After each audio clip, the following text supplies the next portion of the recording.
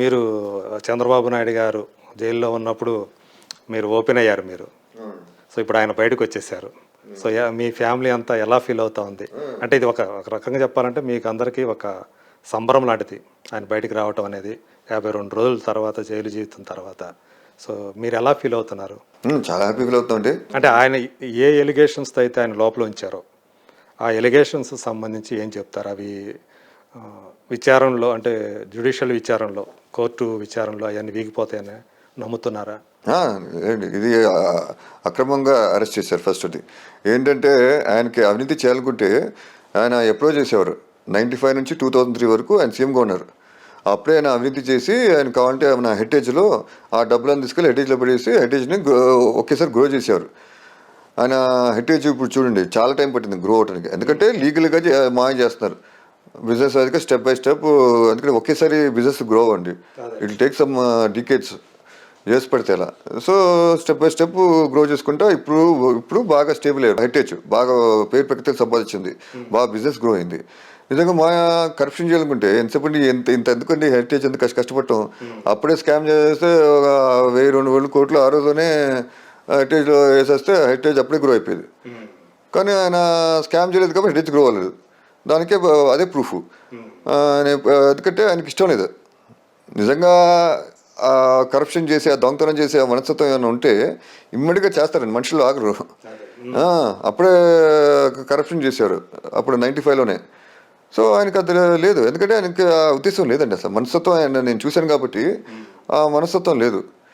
అంటే ఏదో నా మా ఆయన చెప్పట్లేదు, అది జనంగా తెలుసు. 95 నుంచి 2003, 2014 నుంచి 2019 ఆయన ఏ విధంగా చేశారో అన్నీ మీకు అందరికి జనం అందరికి తెలుసు. ఇంకోటి అంటే మనం అరెస్ట్ చేసినప్పుడు ఇప్పుడు నేను నేరం చేస్తానండి, ఎఫ్ఐఆర్లో పేరు రాయాలి. ఆ నేరం ఏంటో ప్రూవ్ చేయాలి. ప్రూవ్ అంటే ఉంటుంది. ఎందుకంటే ఇప్పుడు మనం మాయ సీఎం అయినప్పుడు గవర్నమెంట్ ఆఫీస్లో సంతకాలు కానీ దాంతో పేపర్స్ రికార్డ్స్ అన్నీ ఉంటాయండి.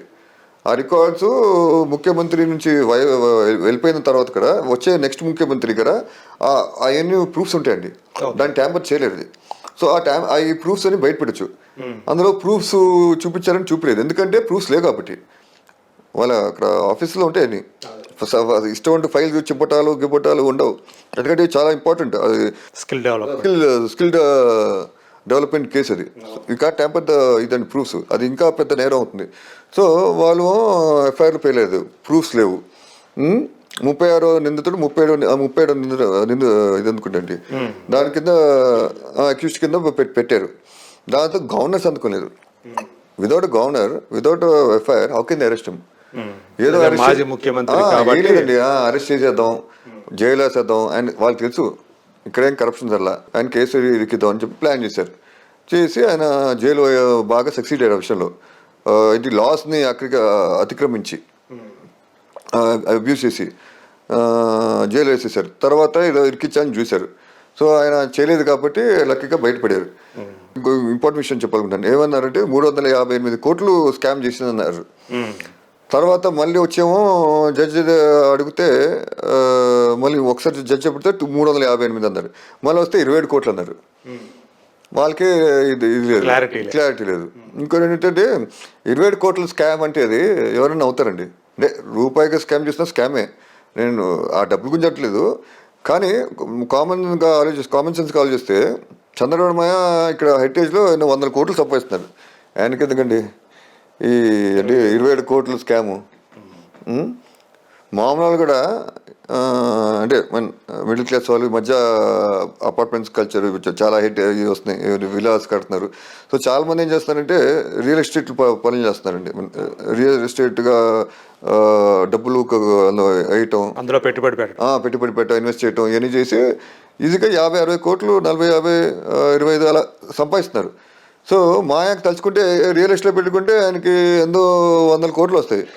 ఈ 27 కోట్లకి ఎందుకండి స్కామ్? మాయ అంత పెద్ద ముఖ్యమంత్రి, 14 సంవత్సరాల ముఖ్యమంత్రి, అపోజిషన్ లీడర్, అంత పేరు ప్రఖ్యాతులునే ఎందుకు ఈ 27 కోట్ల కోసం స్కామ్ అని చేస్తారండి చంద్రబాబు నాయుడు గారు? చేస్తే 10,000 20,000 చేయాలి. సో ఇవన్నీ బేస్లెస్ అండి.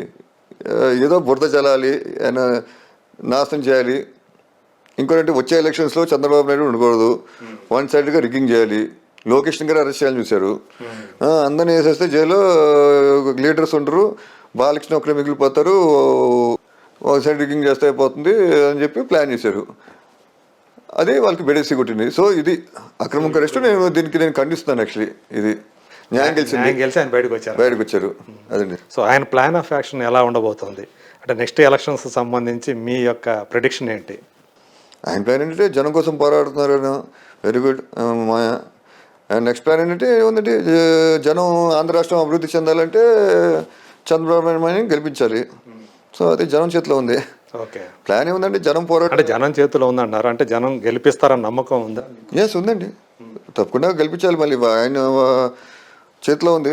తెలుగుదేశం పార్టీకి పవన్ కళ్యాణ్ గారు కూడా సపోర్ట్గా వచ్చారు. సో ఆ పొత్తు కూడా ఉంది. నెక్స్ట్ ఎలక్షన్స్లో ఉండబోతుంది అనుకుంటా. అవును, పోతుందండి.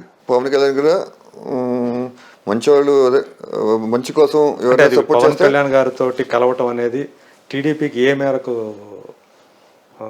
లాభం చేకూర్చుద్దని మీరు అనుకుంటున్నారు? అంటే టీడీపీ సొంత క్యాడర్ ఉందండి, సొంతంగా వెళ్ళినా గెలుస్తాం. వేరే పార్టీలు కూడా మంచి కోసం వస్తే పొత్తు పెట్టుకుంటామండి, వాళ్ళకి కొంచెం సీట్లు ఇస్తాం. ఇప్పుడు నిజంగా చెప్పుకుంటే టీడీపీ ఇప్పుడు సొంతంగా వెళ్ళినా గెలుస్తుంది. కానీ పవన్ కళ్యాణ్ గారు సపోర్ట్ చేస్తాను జనం కోసం, ఆయన గారు పాలిటిక్స్లో వచ్చారు, నా పార్టీ గారు ఉండాలి అని చెప్పి ఉద్దేశంతో ముందుకు వస్తున్నారు. అండి అదే చంద్రబాబు నాయుడు గారు జైల్లో ఉండటం వల్ల అప్పుడు సంక్షోభ స్థితిలో సపోర్ట్గా వచ్చారు. అవును చెప్పండి, దట్స్ వెరీ గుడ్ అండి. సంక్షేమ స్థితిలో మంచి వ్యక్తి కోసం, మంచి చేసిన వ్యక్తులు కష్టకాలం ఉన్నప్పుడు ఆయన నేనున్నాను మీకు అండగా అని చెప్పి ముందుకు వచ్చారు. మీరు కూడా యాక్టివ్గా పార్టిసిపేట్ చేస్తారా? నెక్స్ట్ మా అన్నారు, బాలబాబు అన్నారు, లోకేష్ ఉన్నారు, వీళ్ళు ముగ్గురు చాలు. మీరేదో మీ మధ్య మాట్లాడినట్టు చూశాను.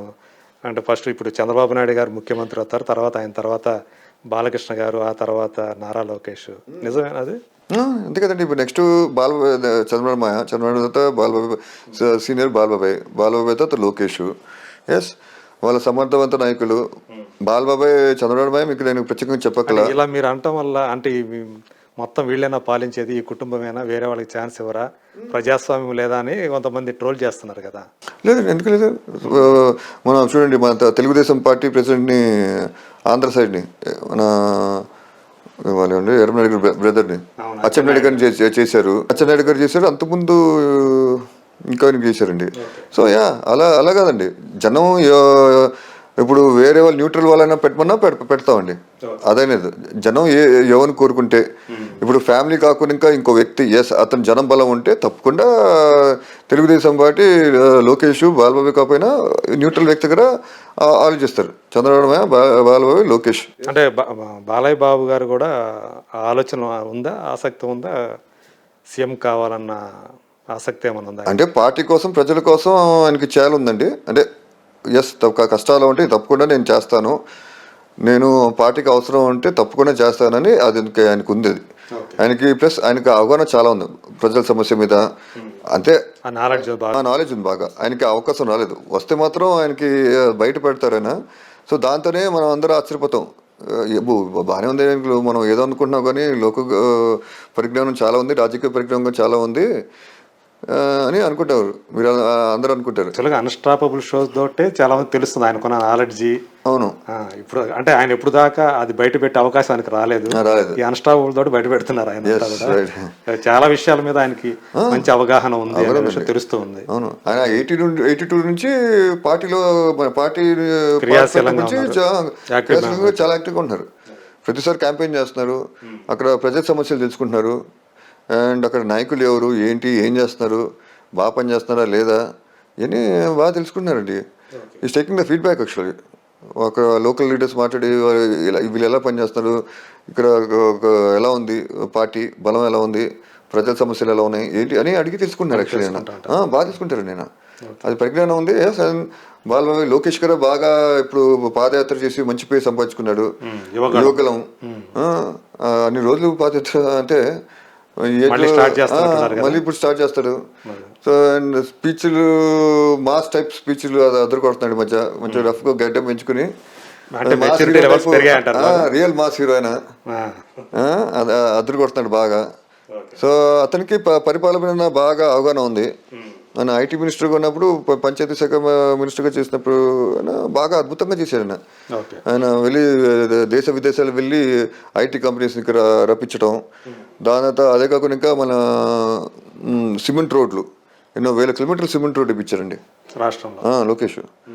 ఇప్పుడు ఆపరేషన్ లేకుండానే మోకాళ్లకు ప్లాస్మా ట్రీట్మెంట్. మీ ఆర్థోపెటిక్ సమస్యలన్నిటికీ రోబోటిక్ టెక్నాలజీ ద్వారా తక్కువ ఖర్చుతో శాశ్వత పరిష్కారం. Free consultation. ప్రతి ట్రీట్మెంట్ పై 20% డిస్కౌంట్.